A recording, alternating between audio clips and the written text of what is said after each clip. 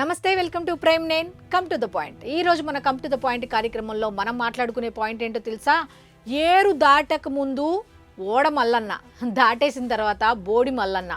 ఇప్పుడు అలాగే ఉంది ప్రస్తుత ఛానల్ పరిస్థితి. ఏమిటి అంటే గెలిచింది పవన్ వల్ల, నిలిచింది పవన్ వల్ల. ఇప్పుడు కొత్త ఏడుపు ఏమని? కాపులందరూ ఏకతాటిపైకి వచ్చేశారు. ఎవరి కోసం? పవన్ కళ్యాణ్ కోసం అంట. కాపులందరూ కూడా ఏకతాటిపైకి వచ్చేసారంట. ఇందులో వాస్తవం ఏమనుందా? ఇవా మీరు పెట్టుకునే తమ్మునెల్స్? ఇవా ఎవరికి దేనికి ఆజ్యం పోద్దామని చెప్పి ఇలాంటి తమ్మునెల్స్ పెట్టుకొని మీరు వీడియోలు చేస్తున్నారు? ఎవరి మీద కక్షపూరితంగా మీరు ఇటువంటి వ్యాఖ్యలు చేస్తారు? మీకు తమ్మునెల్స్ పెట్టుకోవడానికి కాపులు తప్ప ఎవ్వరు దొరకలేదా?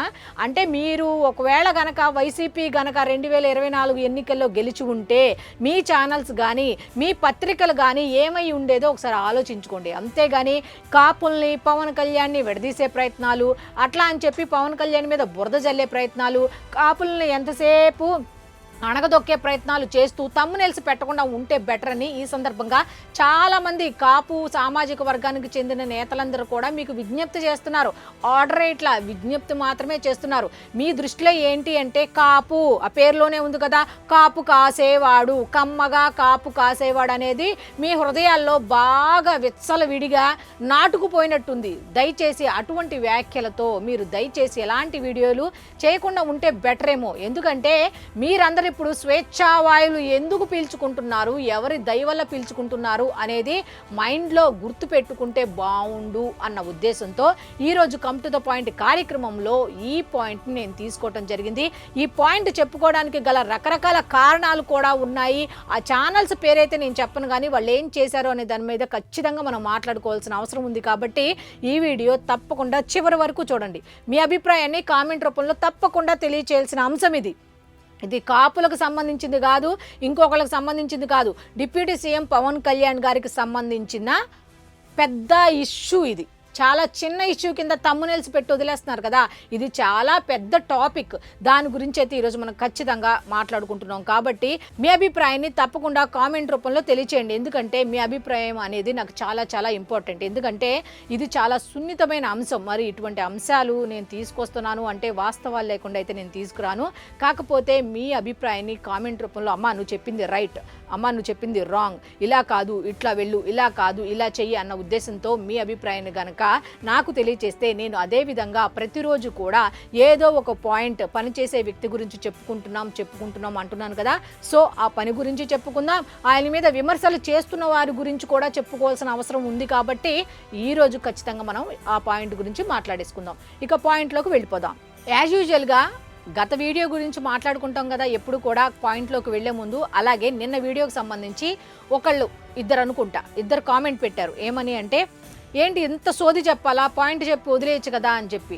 అసలు హైబ్రిడ్ అంటే ఏమిటి, ఎజ్యూర్డ్ వాటర్ అంటే ఏంటి అనేది తెలిస్తేనే కదా అసలు పవన్ కళ్యాణ్ గారికి అంత డెప్త్గా ఆలోచన ఎలా వచ్చింది, ఏంటి అసలు ఆ రెండు డిఫరెన్స్ ఏంటనేది తెలిస్తేనే కదా. అరే ప్రజల సమస్య అంత డెప్త్గా తెలిసిందా, ఇంత ఉందా దీంట్లో అనేది తెలియాలి కదా.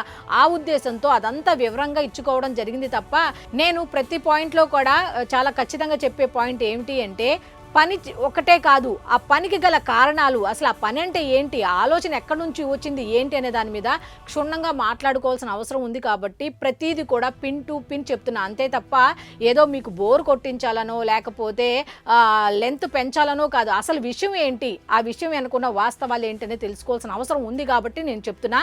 ఒకవేళ మీకు నచ్చలేదనుకోండి, స్కిప్ చేసేయండి. అంతేగాని మీరు డెప్త్గా చెప్పొద్దు అంటే ఇప్పుడు మీకు తెలిసింది కొంతమందికి తెలియదు కదా, తెలియని వాళ్ళు తెలుసుకుంటారు, దాంట్లో తప్పే ఉంది. సో ఇకైతే నేను పాయింట్లోకి వెళ్ళిపోతున్నా. మొన్న 2-3 ఛానల్స్ ఓపెన్ చేయగానే అబ్బా ఒక 2 థంబ్నెయిల్స్ కనిపించాయి. ఏమిటి అంటే, కాపులు పవన్ కోసం ఏకమయ్యారు, పవన్ కళ్యాణ్ కోసం ఏకమైన కాపులు అంటూ ఇలా రకరకాల థంబ్నెయిల్స్ పెట్టారు. నాకు నిజంగా భలే ఆశ్చర్యం వేసింది. అసలు వాస్తవం ఏంటి, కాపులందరూ ఎందుకు ఏకమయ్యారు, పవన్ కళ్యాణ్ కోసం ఏకమయ్యారా? వాస్తవాలు మీకు తెలుసు కదా, ఏం జరుగుతుందో ఏంటనేది తెలుసు కదా. మరి తప్పుదోవ పట్టించే ప్రయత్నం ఎందుకు చేస్తున్నారు మీరు? జనాన్ని కానీ లేకపోతే మిగతా వాళ్ళని కానీ తప్పుదోవ పట్టించే ప్రయత్నాలు ఎందుకు చేస్తున్నారు?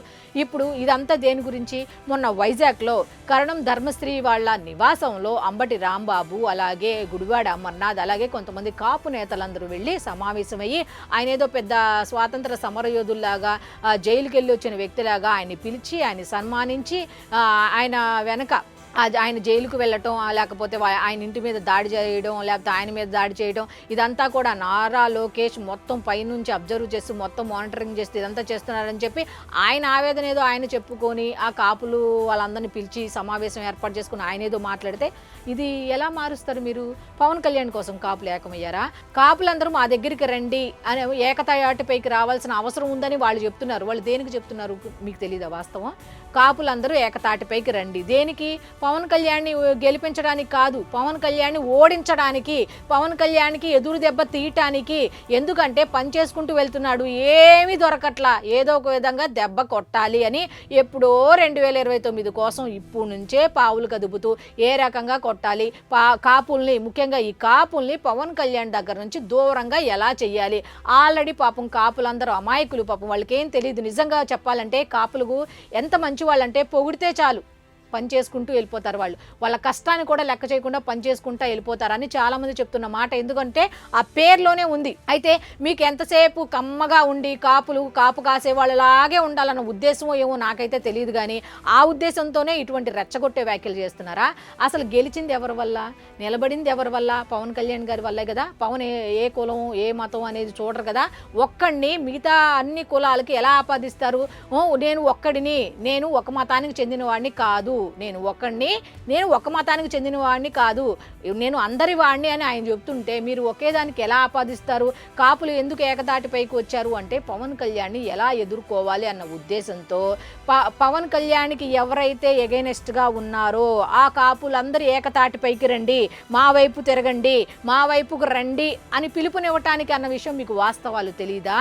మీకు ఒక విషయం చెప్తున్నా, 2024 ఎన్నికల్లో కనుక వైఎస్ఆర్సీపీ గెలిచి ఉంటే మీ టీవీ ఛానళ్ళు, నెక్స్ట్ మీ పేపర్లు ఏమై ఉండేవి ఒకసారి ఆలోచించుకోండి. అసలు మీరు అనేవాళ్ళు ఉండేవాళ్ళ?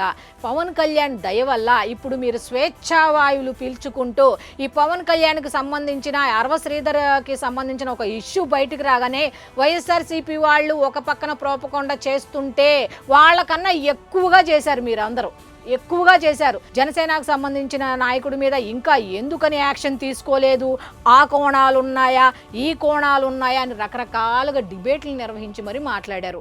ఒకసారి గుర్తుపెట్టుకోండి, జనసేన మీద బురద జల్లే ప్రయత్నం ఆల్రెడీ ఒకళ్ళు తీసుకున్నారు ఆ డ్యూటీ. అర్థమవుతుందా? మీరు కూడా అదే డ్యూటీ తీసుకున్నారనుకోండి, లెక్కలు గ్యారంటీగా తారుమారు అవుతాయి, అయ్యే ప్రసక్తి అయితే ఉంటుంది. అప్పుడు వచ్చే నష్టం ఎవరికి? మీకే ఉంటుంది. ముఖ్యంగా మీరు ఆల్రెడీ నేను చెప్పా, ప్రత్యర్థులు ఎవరైతే ఉన్నారో 2024 వాళ్ళ ఓటమికి, వాళ్ళ వెనకబాటుతనానికి గల కారణం ఎవరు అంటే పవన్ కళ్యాణ్. కాబట్టి ఆయన టార్గెట్ చేస్తారు. ఆల్రెడీ వాళ్ళు ఆన్ డ్యూటీయే, వాళ్ళు 24/7 ఆన్ డ్యూటీయే. పవన్ కళ్యాణ్ ఎక్కడ దొరుకుతారు, జనసేన వాళ్ళు ఎక్కడ దొరుకుతారు అని ఒక్కొక్కడి మీద 100 డేగ కళ్ళు పెట్టుకుని వాళ్ళ నిఘా వాళ్ళు చేసుకుంటున్నారు. మళ్ళీ మీరెందుకు మళ్ళీ ఆజ్యం పోయటం అంటే ఏమిటి అంటే ఇది ఎవరికి? కమ్మ సామాజిక వర్గానికి సంబంధించిన వాళ్ళకి సంబంధించి మీరు ఈ విధంగా మాట్లాడుతున్నారా? కాపులందరూ ఏకమైపోయారు, ఇక మీరే మిగిలి ఉన్నారు, మీరు విచ్ఛిన్నం కాకండి, వాళ్ళు ఎలాగో కలిసిపోయారు కాబట్టి మీరు కూడా కలిసిపోయి ఉండండి, మీరందరూ వాళ్ళు పవన్ కళ్యాణ్ కోసం పనిచేస్తున్నారు, మీరందరూ ఏమో ఇటు సైడు పనిచేయండి అని చెప్పి మీరు ఆజ్యం పోస్తున్నారా? వాస్తవమేనా? అసలు మీరు చెప్పే మాటలు ఏమైనా నిజం ఉందా? ఇలాంటి తమ్మునేల్సి పెడతారా? వాళ్ళేమో 15 ఏళ్ళు మేమే ఉంటాం, కూటమిలో మేమే ఉంటాం అని చెప్పి మా ఇద్దరి మధ్య ఎటువంటి అరమరికలు లేవు, మేమిద్దరం మాట్లాడుకుంటూ ప్రతి పని ముందుకు తీసుకువెళ్తున్నామని ఓ పక్క చంద్రబాబు నాయుడు గారి దార్శనికత సూపర్ అని ఆయన చెప్తున్నారు. ఎవరు? పవన్ కళ్యాణ్ గారు. పవన్ కళ్యాణ్ ఐడియాలు సూపర్ అని చెప్పి ఈయన చెప్తున్నారు. పవన్ అన్న ఎప్పటికీ మాకు పెద్దన్న అంటూ నారా లోకేష్ చెప్తున్నారు. ఎందుకంటే పవన్ కళ్యాణ్ గారు ఎంత పెద్ద నిర్ణయం తీసుకుని పవన్ కళ్యాణ్ అసలు ఏం చేశాడు అనేది చంద్రబాబు నాయుడు గారికి తెలుసు. ఆ బాధ అనుభవించినటువంటి దగ్గరగా ఉన్న నారా భువనేశ్వర్ గారికి తెలుసు. ఆ తర్వాత అదంతా చూస్తూ అబ్జర్వ్ చేస్తూ ఒక్కడే మిగిలిపోయాడు. చంద్రబాబు నాయుడు గారు జైలుకి వెళ్ళినప్పుడు పాపం ఒక్కడే మిగిలిపోతే సపోర్ట్గా ఎవరు నిలిచారండి? ఎవరు నిలవలా. ఎవరు నిలిచారంటే పవన్ కళ్యాణ్ గారు ఒక్కళ్ళే నిలిచారు. కాబట్టి పవన్ కళ్యాణ్ గారు అంటే ఎంత గౌరవం ఉందన్నది నారా లోకేష్ గారి మాటల్లో ప్రతిసారి అర్థమవుతూనే ఉంటుంది. అసలు వాస్తవం, అసలు నిజమైన పవన్ కళ్యాణ్ అంటే ఏమిటి అనేది వాళ్ళ కుటుంబం వాళ్ళకి ఖచ్చితంగా తెలుసు. మళ్ళీ ఈ మధ్యలో మీరందరూ ఎందుకంటే ఆ విధంగా ఆజ్యం పోయటం ఒకసారి మీరే ఆలోచించుకోండి. ఆజ్యం పోయటం అవసరమా? మీకు ఏదైనా తారుమారయ్యి 2029 తారుమారు ఏదైనా అయిందనుకోండి, ఎవరికి నష్టం? మీకే నష్టం. మీరు ఎన్నైతే మాట్లాడారో అన్నిటికీ అవతల వాళ్ళు అన్ని లెక్కగట్టుకుని కూర్చున్నారు.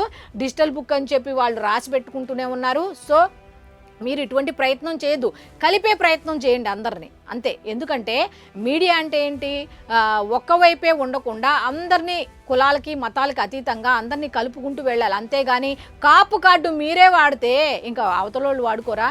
కాపు కార్డు మీ ఛానల్స్ వాళ్ళే వాడితే, కాపుల్ని మీరు అందరికీ ముందు ఇలా ఫోటో పెట్టి ఇలా టార్గెట్ చేపిస్తూ ఉంటే, ఉన్న వాళ్ళందరినీ విడదీస్తూ ఉంటే, కాపు కార్డు ఇలా పెట్టుకొని మిగతా వాళ్ళు చేయరా? ఆల్రెడీ ఇందాక చెప్పినట్టుగా ఆల్రెడీ వాళ్ళు డ్యూటీలో ఉన్నారు, ఆ డ్యూటీలోనే ఉన్నారు. కాపుల్ని ఎలా విడదీయాలి, పవన్ కళ్యాణ్కి దూరం ఎలా చెయ్యాలి, ఈ పనిలోనే ఉన్నారు. కాబట్టి ఆ డ్యూటీ కూడా మీరు విరమించుకోండి ఇక్కడ నుంచి. ఎందుకంటే ఇంకా మీ ఆలోచన ఏంటంటే ఇంకా బతికినంత కాలం కాపులు ఈ కింద స్థాయిలోనే ఉండాలి, వాళ్ళు ఎదగకూడదు, అందరికీ కమ్మగా కాపు కాస్తూనే ఉండాలి అన్న ఉద్దేశమో ఏమిటో. వాళ్ళు కలిశారు, బాబోయ్ వాళ్ళు వచ్చేస్తారేమో, మీరు జాగ్రత్త, మనం కూడా కలవాలి అన్న ఉద్దేశంతో ఇలాంటి మాటలు, రెచ్చగొట్టే మాటలు చెప్పకుండా ఉంటే బాగుండు అని చాలామంది కాపు నేతలు ఒక్కళ్ళే కాదండోయ్, చాలామంది ఎవరైతే అందరి వాడిని కొందరు వారికే పరిమితం చేస్తున్నారో వాళ్ళందరూ కూడా చెప్తున్న మాట ఏమిటి అంటే, పవన్ కళ్యాణ్ ఒక రజక, పవన్ కళ్యాణ్ ఒక ముస్లిం, పవన్ కళ్యాణ్ ఒక క్రిస్టియన్, పవన్ కళ్యాణ్ ఒక సనాతన ధర్మం, అన్ని కులాలు మతాలు అందరూ వాళ్ళు ఆయన్ని దగ్గరికి హక్కును చేర్చుకుంటున్నారు.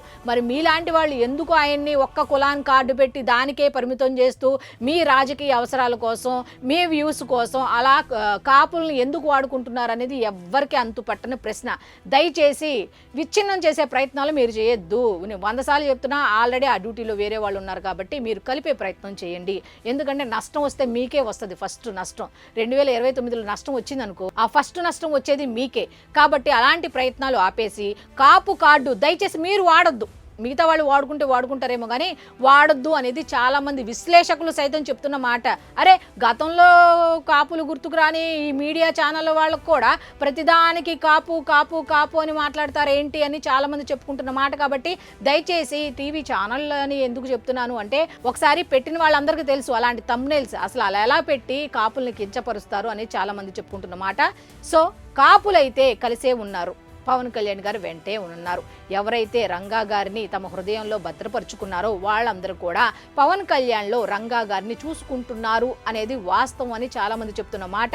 సో కాపులందరూ పవన్ కళ్యాణ్ గారి వెంటే ఉన్నారు. ఎవరు ఎన్ని కుట్రలు చేసినా, కాపులందరూ కూడా ఎవరు ఎన్ని రకాల మాటలు మాట్లాడినా, మీరు ఎన్ని రకాల పిలుపునిచ్చినా పవన్ కళ్యాణ్ గారి వెంటే ఉంటారు. కాపులే కాదు, అన్ని కులాలు అన్ని మతాల వాళ్ళు ఆయన వెంటే ఉంటారు. ఎందుకు అంటే నిస్వార్థంగా పనిచేస్తున్నారు కాబట్టి. ఖచ్చితంగా అందరూ గ్రామీణ వాసుల దగ్గర నుంచి గిరిజన వాసుల వరకు, అట్లాగే చదువుకున్న వాళ్ళు, చదువుకోని వాళ్ళు, ఎన్ఆర్ఐలు, ఇలా ప్రతి ఒక్కళ్ళు కూడా ఆయన పరిపాలనా దక్షత చూసి ముచ్చట పడిపోతున్నారు.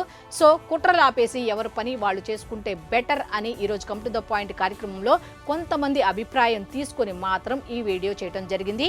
సో చూశారు కదా, ఇది ఈనాటి కమ్ టు ద పాయింట్ కార్యక్రమం. మళ్ళీ రేపటి కమ్ టు ద పాయింట్ కార్యక్రమంలో కలుసుకుందాం. అంతవరకు సెలవు, నమస్కారం.